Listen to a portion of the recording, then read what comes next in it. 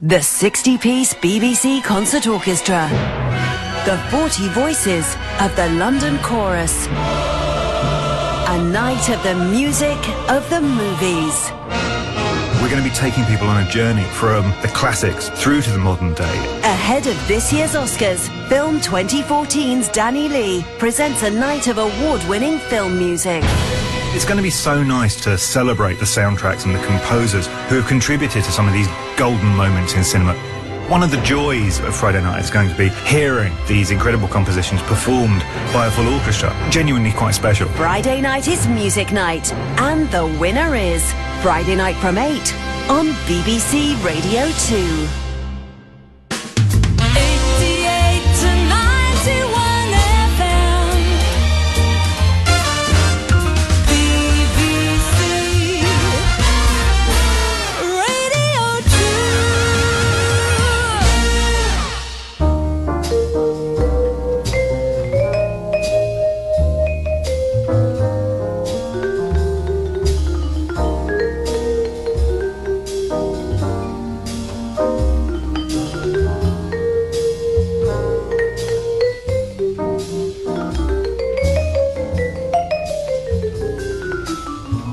Hello, this is Russell Davies with The Art of the Artist, the series that invites performers and writers at the top of their game from any or all of the entertainment disciplines to tell us how they see the art they practice. And this time we're out of the studio again and into leafy Buckinghamshire and the village of Wavendon, home of the world-famous jazz, theatre and concert singer Dame Cleo Laine.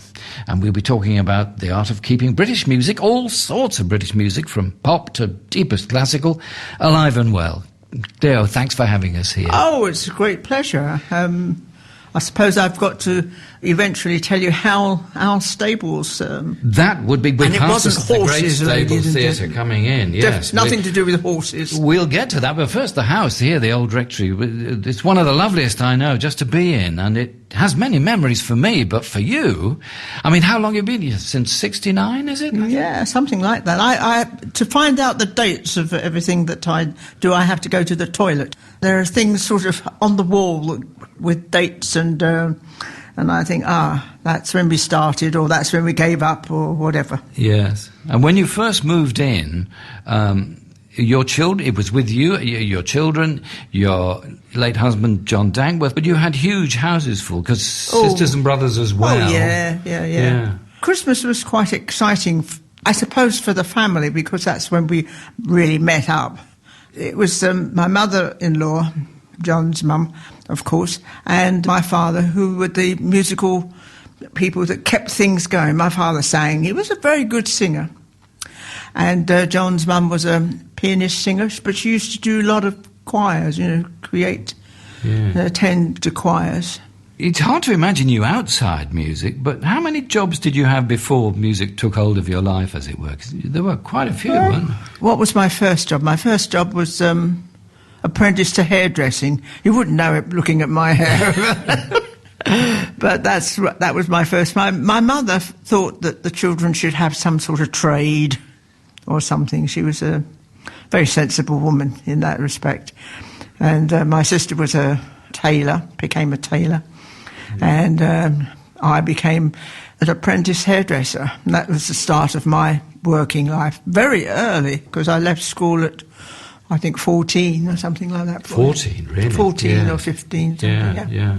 And there was a pawnbrokers, I think you were part of at one time? Well, it was a hairdressers that had a pawnbroking side, and when they were in trouble, they had this person who was generally washing towels that came in and helped to the pawn-broking position. But I don't think I was very good at it.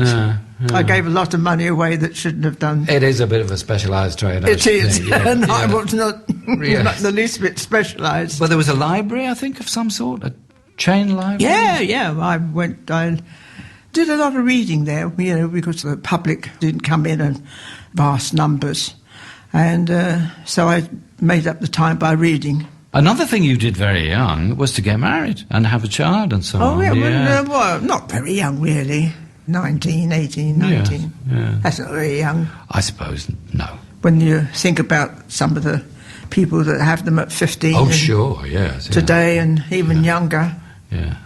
The first song that comes up in your story, funnily enough, is a little bit to do with that the first marriage of yours, because it was Nature Boy by Nat King Cole. Do you remember that? Because it was something you fell out about. Because you liked the song and you felt it had a meaning. Sure, yeah. And I think your husband felt it was gibberish or something. Well, I mean, he wasn't really a musician or even someone who could judge something that was either good or bad or indifferent or whatever. I don't know why he didn't like it much. Maybe it was too sentimental and he was a little bit too... And he was a bit more jolly.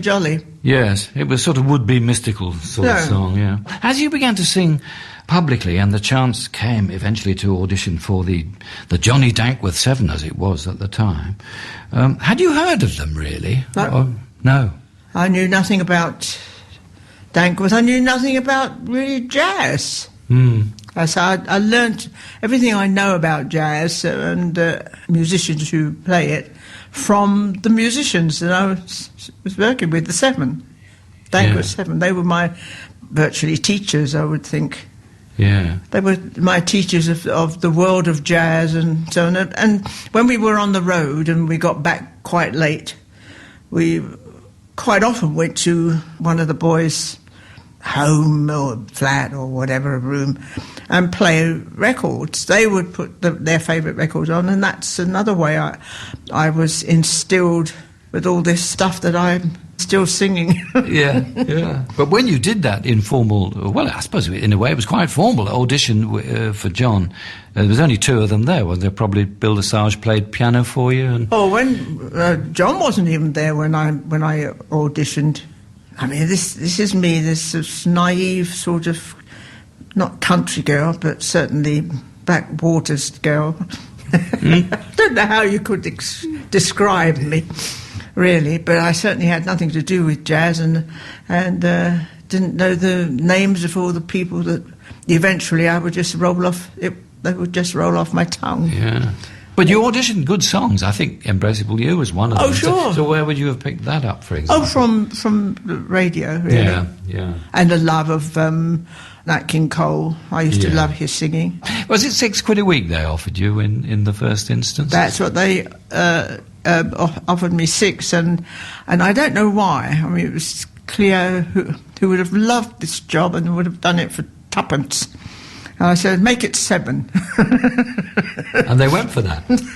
Great. And they did it, Yeah. But with the non-facilities of those days, the roads weren't so good compared with now. The vehicles themselves weren't. There was nowhere to eat. There was nowhere to change. How did you stand it? Well, I loved the work and doing it so much. That's how I really stood it. My marriage was, it wasn't too happy at that point. So to get out of that position and be me free, really. It was me being free. And I enjoyed it immensely. Loved touring. You wouldn't believe it, would you? Touring in those days. Yeah. If you've had to travel the roads before the M1. Yes. Very, very hard graft, really. Yeah. Do you ever listen to the early records that you made? I do, because there are certain of them I'm very, very fond of. Partly because they're fairly rare songs, forgotten songs in some cases. And different sounding voice. Yes, and they're not loud and brassy records, as many records were in those days. Oh, yeah. They're very intimate and confidential, sort of. That was because of my father and the teacher at the school in Southall. The reason was that I used to sing so loud that they used to... I used to sort of drown everything out. I was a loud singer, and they controlled me and told me, don't sing like that. Yeah. Well, so that's why I'm a gentle type singer. Yes. Well, you certainly are on these records. And the one I have here happens to have been billed as you with the Keith Christie Quintet. It was really John's group still, wasn't it? That but was Keith on trombone. With John on reeds and Bill Lesage piano and vibes. Your accompanist on your original audition. And here it is. This is my favourite. It's called You've Done Something to My Heart. Oh, I love it.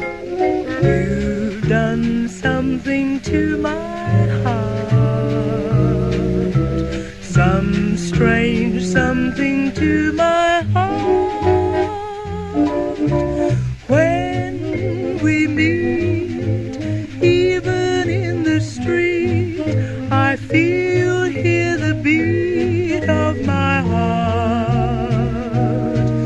And every moment I'm with you holds a thrill I never knew. While you're there, there's magic in the air that's never there whenever we're apart. For you've done something, something to my heart.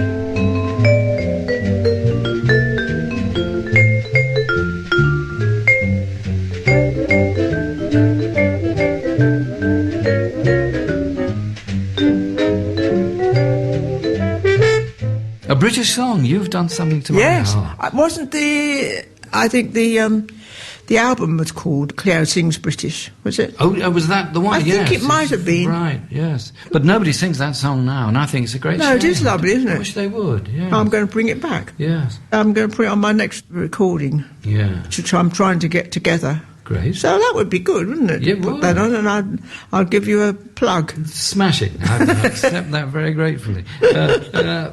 Just to confirm, that was Cleo Laine and the Keith Christie Quintet, if you're looking for it, and that's how it was built. Would you have chosen the songs for a session like that, or would they come to you and It'd say, be a "Learn mixture, that"? a mixture of, like, for instance, I sang a couple of songs, actually, that I sang simply because John heard them when he was on holiday and would pass them on to me, and that would be it.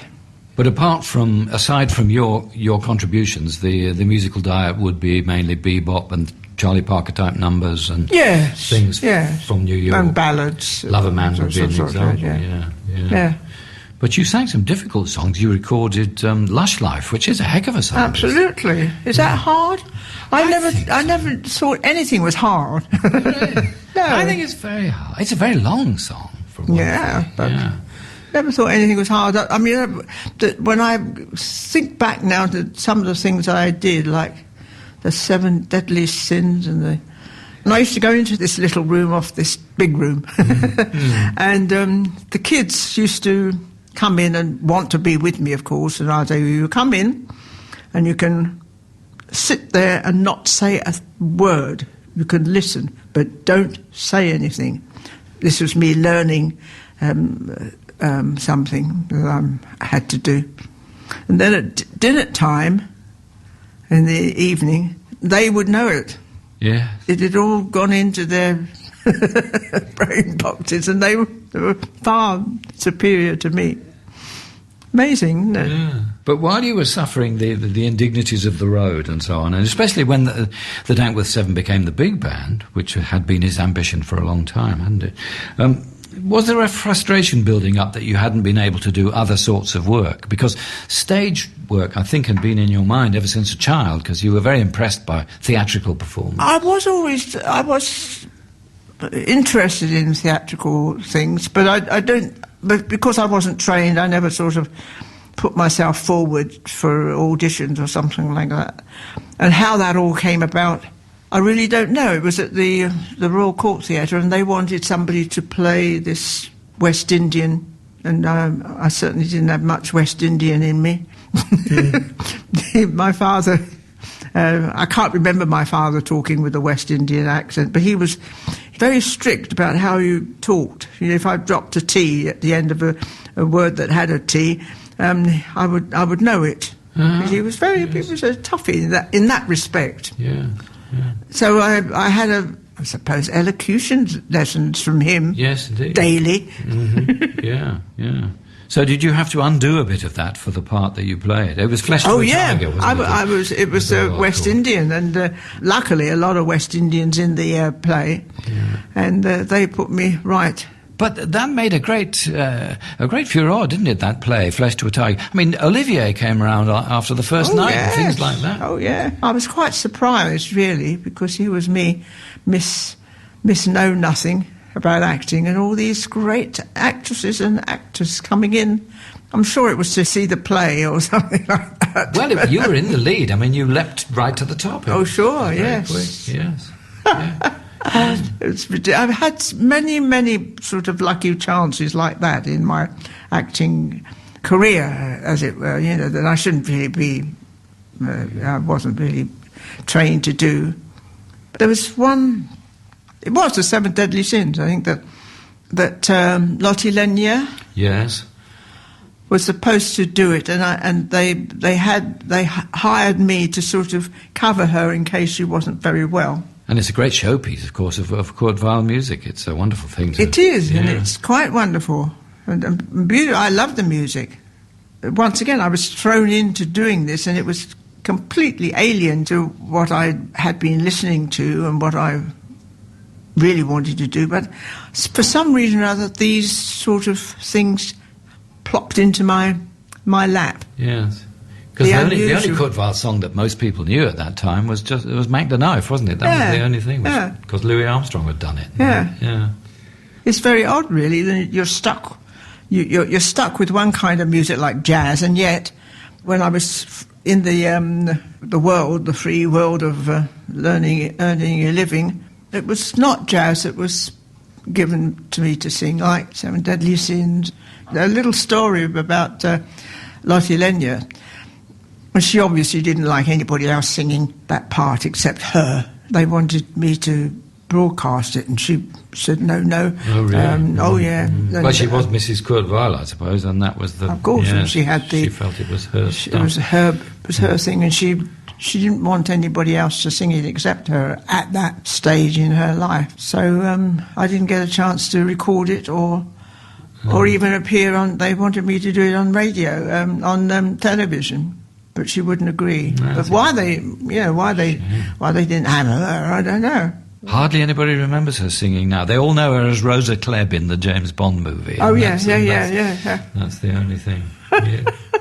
I forget the sequence of things, but I think it was just before the Royal Court play that you and John were married, time having passed, and you did it secretly. Why did you prefer it that way? Because the jazz world would have been... Secretly? Well, there were only two witnesses, I think. There was Ken Moore and...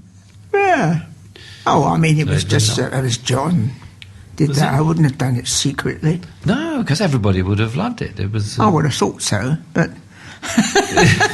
I think it was because of his mum. Ah. I think so, because I remember him telling me that she said she's a divorced woman, and gave a string of reasons why her boy should not have married this woman, Scarlet Woman. Oh dear. You were making appearances with the band in between times, all this time, weren't you? Because these stage things were a bit spaced out, including a trip to America. But you didn't sing, you hardly sang when they did the Newport Jazz Festival. Oh yeah, I wasn't. Which is such a pity. I wasn't hired. No, that's why. But they did Birdland.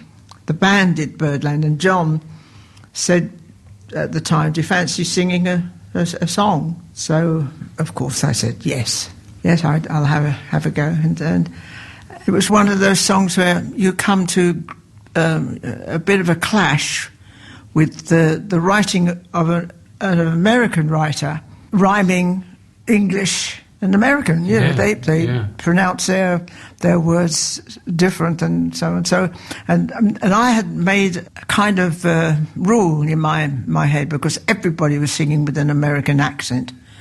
And I thought, I'm not going to do that. I'm going to sing with I was born in England, and I'm going to sing with an English accent.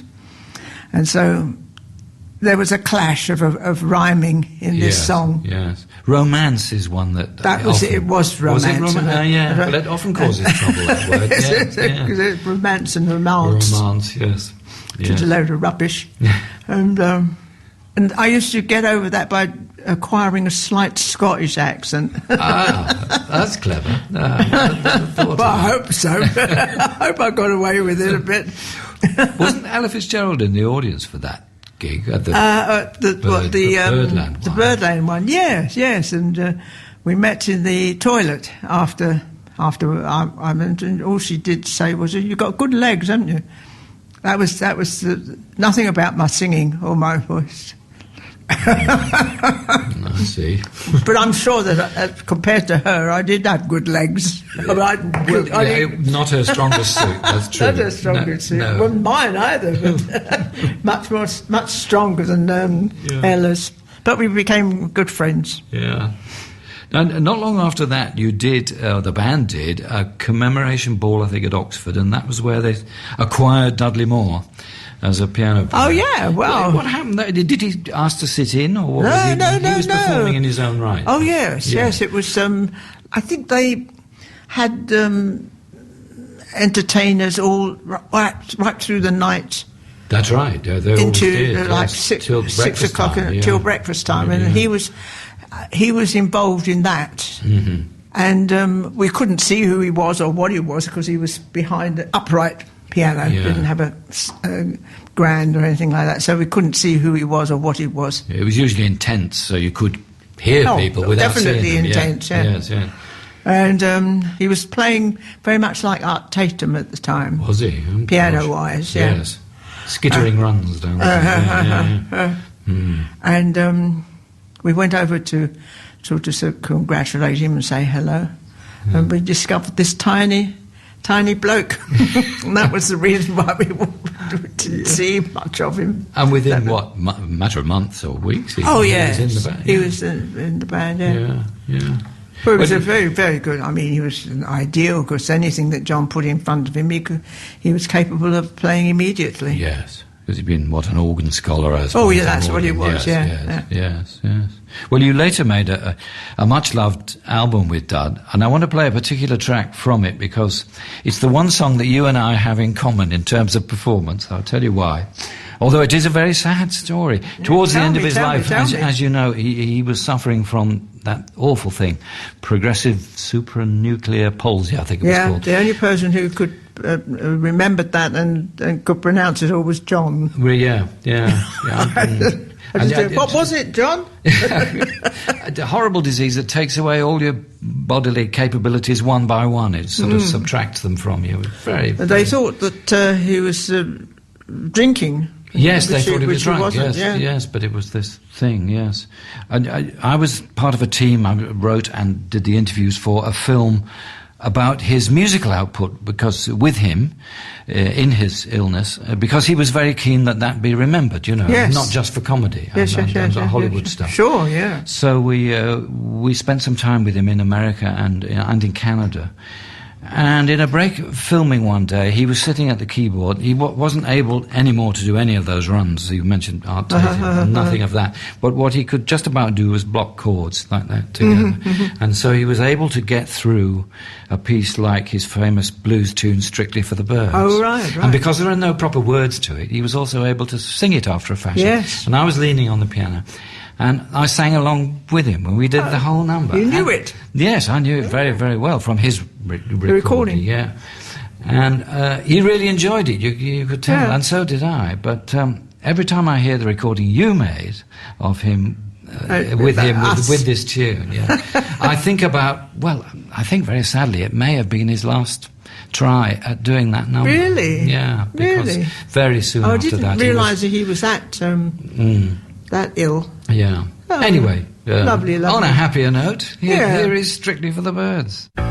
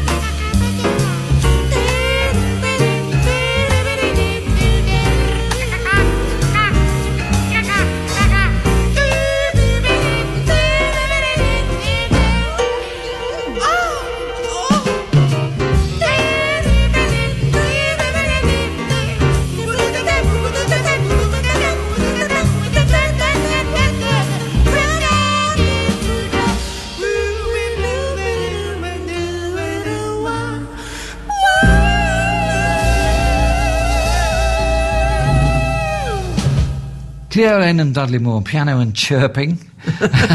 Strictly for the birds. Serious performances on that record of surprising songs like Smiling Through. Well, he chose Smiling Through. Yes. He liked that for one of his favourite tunes to play. But they were probably hilarious sessions, I should think. Oh, absolutely. John was there, and between the pair of them, it was sort of, do you think we should stop all this joking about and get on with it? And you had the great Ray Brown on the bass. On bass, yes. That was brought about by Dudley, I think, who knew him. I think he used to play in gigs in Los Angeles with him, with Dudley.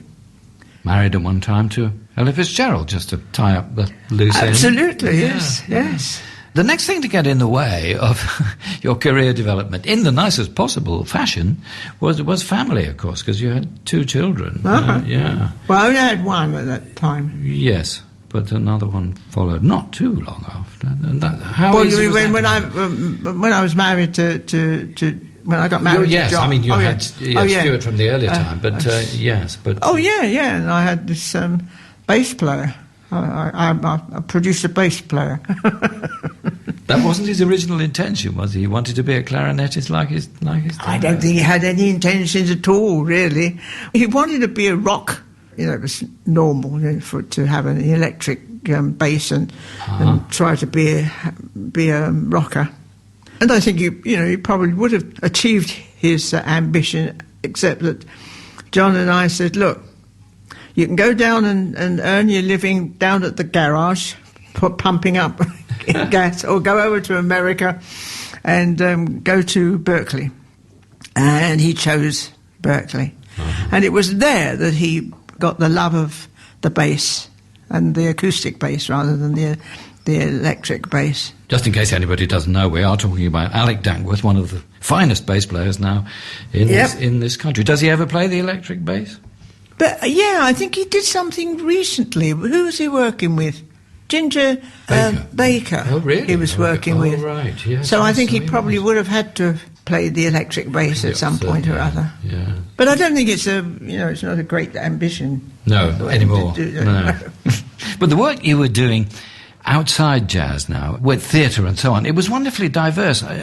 Did you go looking for things that were different one from another? I'm thinking, for example, you did a Sandy Wilson musical, Falmouth, didn't you? And you did the 7 Deadly Sins, as you said.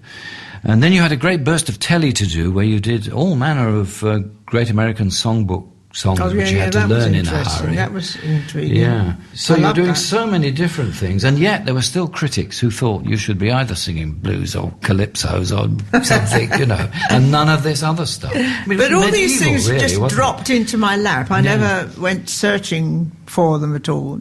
Anything that I did around about that time was, she'll be able to do it, kind of thing. And so that's how I got my vast repertoire of music. Yes. In terms of recordings, the one that really did bring the opposite ends of the culture, British culture, together was Shakespeare, wasn't it? Shakespeare and all that jazz. Yeah, but initially there was, how many? 3 or 4 of them. Arthur Young did them in the 30s, late 30s. Absolutely, Arthur Young and Maxine Sullivan sang them. She sang not only the Shakespeare, but she also sang the Scottish. You take the high road and I'll take the low road. And I loved the way she sang. I liked that sort of light, airy feel that she had.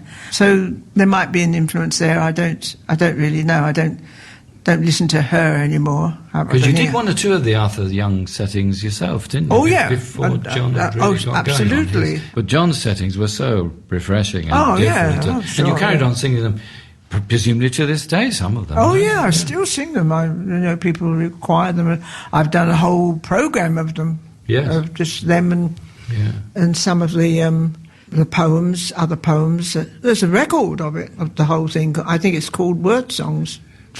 Which I play to it for my own pleasure from time to time. And people may think, you can't sing Shakespeare, but he was a songwriter. I mean, these are proper songs. Shakespeare and were always intended to be songs, and they're very singable. Yeah. Yeah. Which is your favourite of them? Because we'll play it. Have I got a favourite? Well, I think that one of the most beautiful settings is Shall I Compare Thee to a Summer's Day? I think it's a beautiful setting. Yes, and the sonnet form lends itself to a musical shape. Okay, let's have that.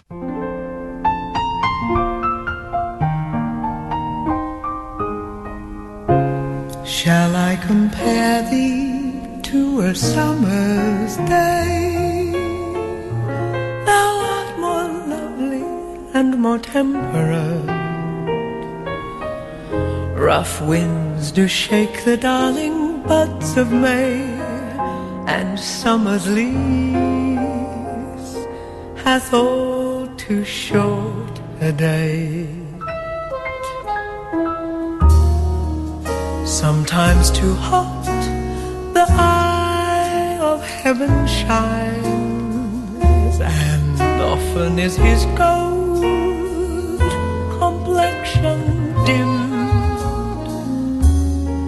and every fair from fair sometimes declines by chance or nature's changing course untrimmed.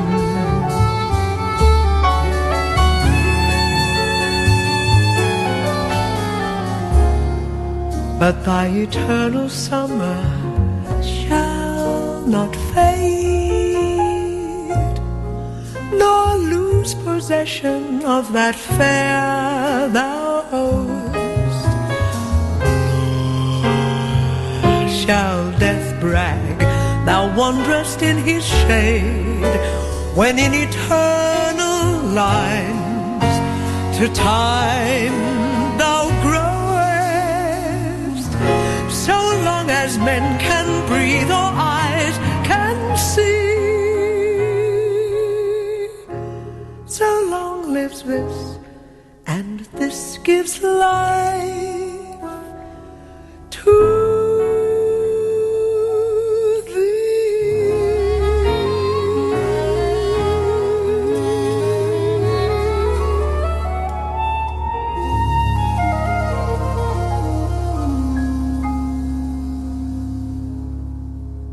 Shall I Compare Thee to a Summer's Day by William Shakespeare and John Dankworth, sung by Cleo Laine. We've got roughly to the point where you arrived here at Wavendon and you founded the Stables Theatre in 1970, I suppose it was? And 69. 69, just yeah. It must have been fascinating to watch the original theatre being cobbled together, because that was more or less the word, wasn't it? Because there was all these fascinating people doing it. I mean, Joyce Grenfell turned up to do everything. Stuff. John Williams was. I saw him sort of knocking nails into a fence, and having to also paint the damn thing. And I looked at him and I held my breath. And well, guitarists and their delicate hands, they're not supposed to do heavy-duty carpentry. Oh, it was terrible. You know. But he was, who else? There was John, Richard Rodney Bennett, he was another one. Yeah. John Ogden did a lot of work there, but he wasn't part of the five that became the kind of group that, with John to pick what they were going to play and whatever. We're talking to the ones you've mentioned, actually. There's a memorable photo. You also mentioned the children listening to you practicing and so on. The photo is of your son Alec as a young boy, quite young, and sitting, listening to a committee of 4 musicians performing, as you and John, obviously, and also John Williams playing guitar, and Richard Rodney Bennett at the piano. Yeah. And it gives an idea of the richness of the musical background. And it was basically with John's idea was that all kinds of music was good as long as it was well played and presented. And these musicians that we had with us felt the same, and that's why they were there, were Richard Rodney Bennett and John Williams and anybody of any who was anybody joined in, because that's what they also believed too. Yeah.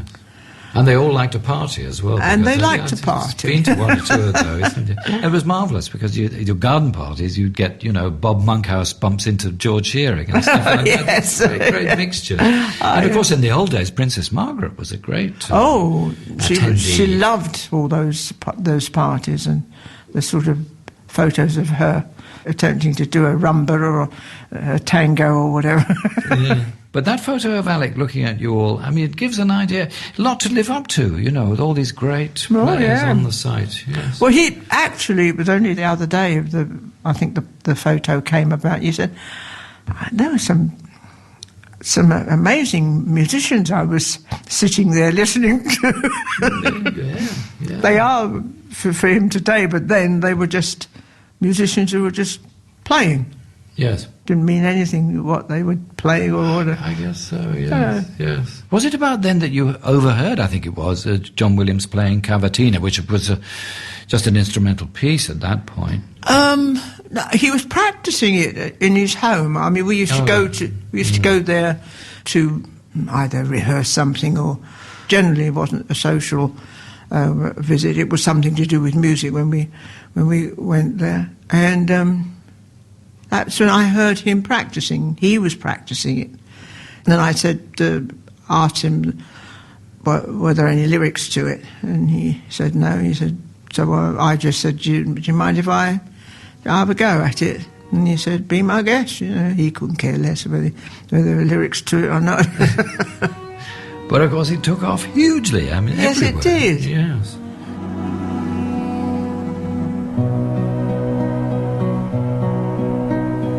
He was beautiful, beautiful to my eyes from the moment I saw him. Sun filled the sky.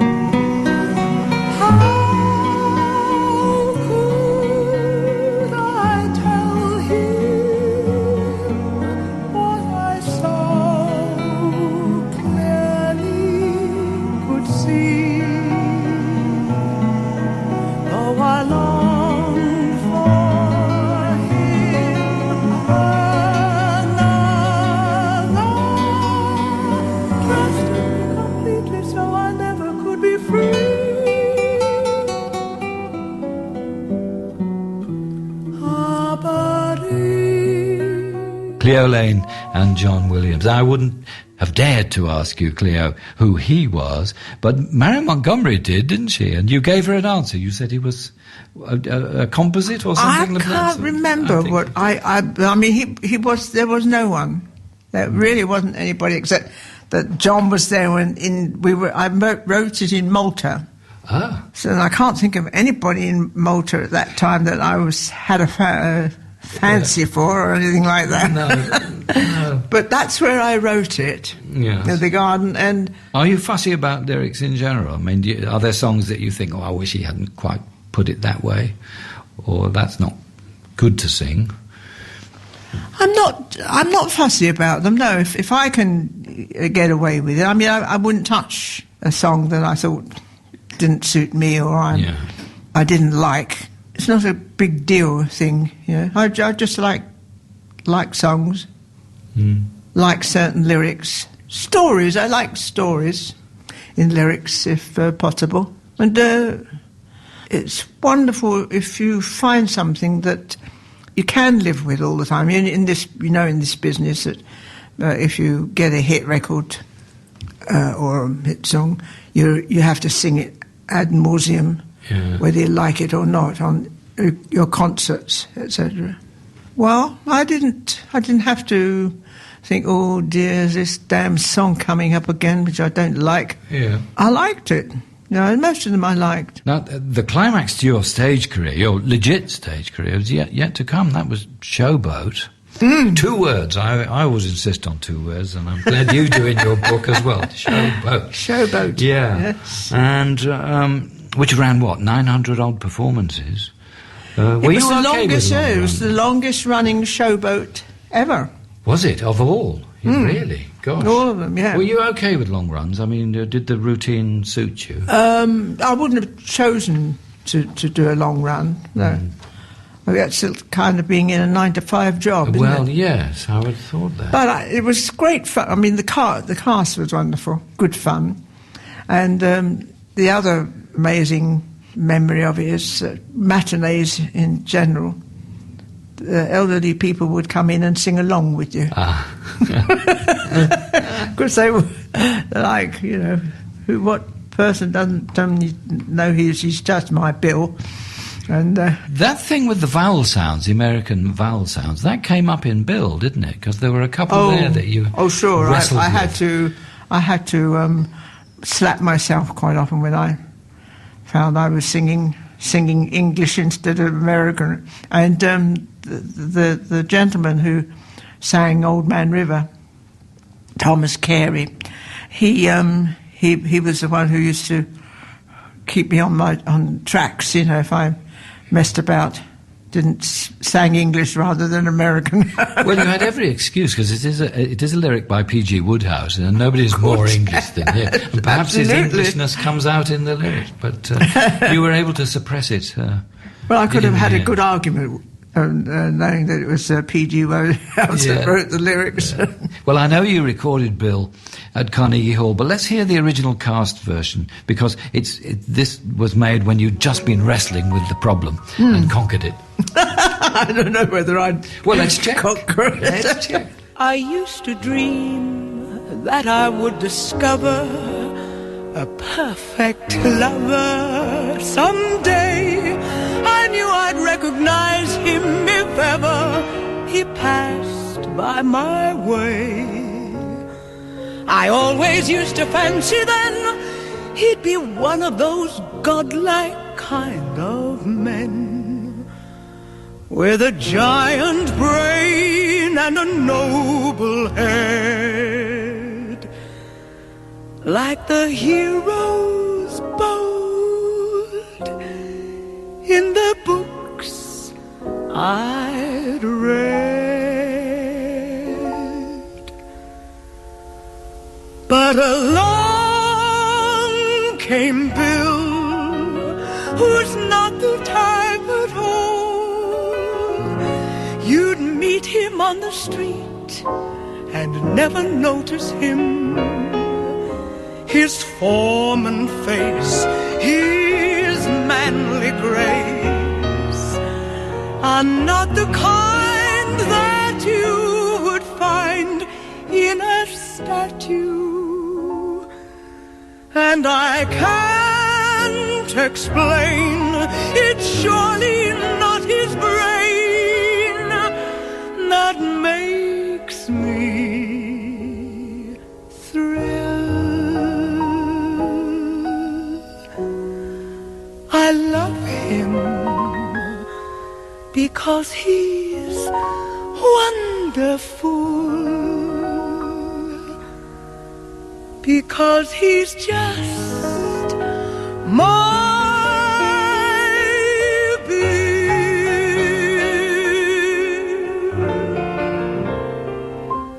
He don't play golf or tennis or polo, or sing a solo or row. He isn't half as handsome as dozens of men that I know. He isn't tall or straight or slim, and he dresses far worse than Ted or Jim. And I can't explain why he should be just the one man in this this world for me. He's just my Bill, an ordinary boy. He hasn't got a thing that I can brag about, and yet to be upon his knee, so comfy and roomy, it seems natural to me, and I can't explain. It's surely not his brain that makes me thrill. I love him because he's, I don't know,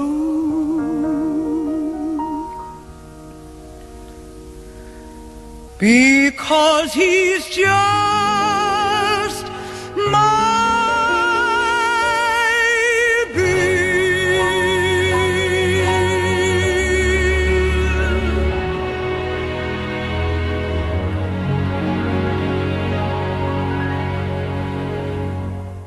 A guaranteed showstopper, that song, Bill. Not in every production of Showboat, but certainly in the one that Cleo Laine sang in.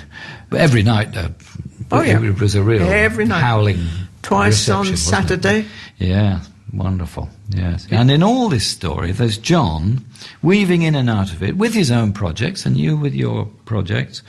And then you suddenly come together and you're expected to be perfect together in performance and so on. It must have required a lot of patience from both of you to on a lot of occasions too, to make that all work. Oh, sure, yeah. I mean, there was, I don't know, I mean, we were very, very close. And he didn't have I don't think he had a jealous bone in his body. Or it didn't seem as if he had, and I didn't have one particularly. I suppose if a lady got too intimate with him, I would have showed a bit of jealousy and hit one of them on the head. Well, let's hear you being together for a big musical finish. Shall we go to Turkish Delight, because it's Mozart's Turkish March done in a different guise at Carnegie Hall. We should hear you there because you did umpteen on the trot, didn't you? Year after year after year. Yeah. Carnegie Hall. And one of the few examples anywhere that I know of a singer getting a round of applause for a note.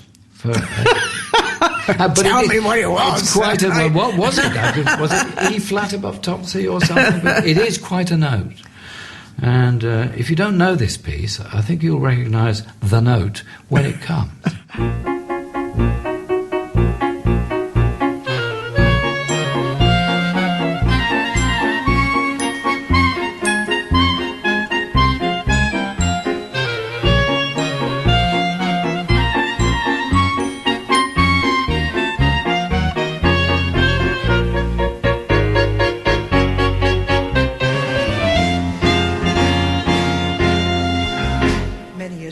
Centuries ago, long before the Beatles ever had a single fan, there was once a guy called Mozart, and he was a keyboard man. Wrote a lot of songs, wrote a lot of tunes. He became a legend in a flick of a night. He wrote symphonies, concertos, his quartets were out of sight.